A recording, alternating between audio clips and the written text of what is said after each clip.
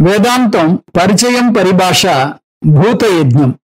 ఐదో యజ్ఞం భూతయజ్ఞం. పంచమహాయజ్ఞాల్లో ఐదో యజ్ఞం భూతయజ్ఞం. మనిషితో పాటు తక్కిన జీవరాశులన్నీ చేసే సేవ మన జీవితం సుగమంగా సాగడానికి తక్కిన జీవరాశులు కూడా తోడ్పడుతున్నాయన్న విషయాన్ని మరవకూడదన్నాడు. చెట్లు, జంతువులు, నదులు మనకు తోడ్పడుతున్నాయి. అశ్వద్ధో వటవృక్ష చందన తరుర్ మందార కల్పద్రుమౌ జంబూనింబ కదంబచూత సరళ వృక్షాస్య యాక్షీరిణః సర్వే తే ఫలసంయుతాః ప్రతిదినం రాజంతి యత్రానిశం రమ్యం చైత్రరథం చ నందనవనం కుర్వంతు నో మంగళం. అశ్వద్ధ, కదంబ, మందార, సరుగుడు చెట్లన్నీ, పండ్లిచ్చే జామ, మామిడి లాంటి చెట్లన్నీ,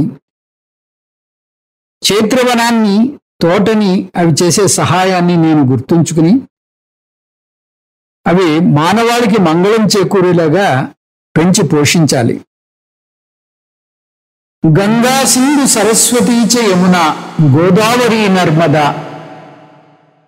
కావేరీ సరయు మహేంద్ర తనయ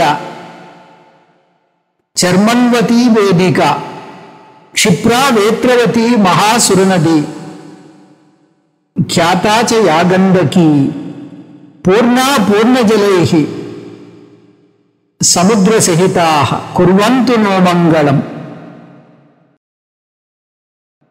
ఈ విధంగా గంగా, యమున, గోదావరి, నర్మదా వంటి ప్రవహించే నదులు చేసే సహాయాన్ని గుర్తుంచుకుంటాను.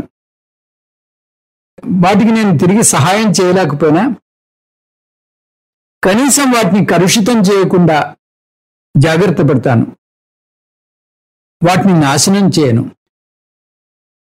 భారీ ఎత్తున చేయలేకపోయినా ఇంట్లో తులసి చెట్టు అయినా పెట్టుకోవాలి. మనం దానికి భక్తిగా నీళ్లు పోయాలి. అలాగే జంతువులన్నిటికీ మేలు చేయకపోవచ్చు, కానీ తినే ముందు కొంచెం అన్నం ముద్ద బయట పెడితే కాకులు, ఆవులు తింటాయి దాన్ని. దేన్ని హింసించకూడదు. ఇదే భూతయజ్ఞం అంటే. మనతో సహజీవనం చేసే సమస్త జీవరాశులు సుఖంగా ఉండాలి. వాటికి ఎటువంటి హింస తలపెట్టకూడదు.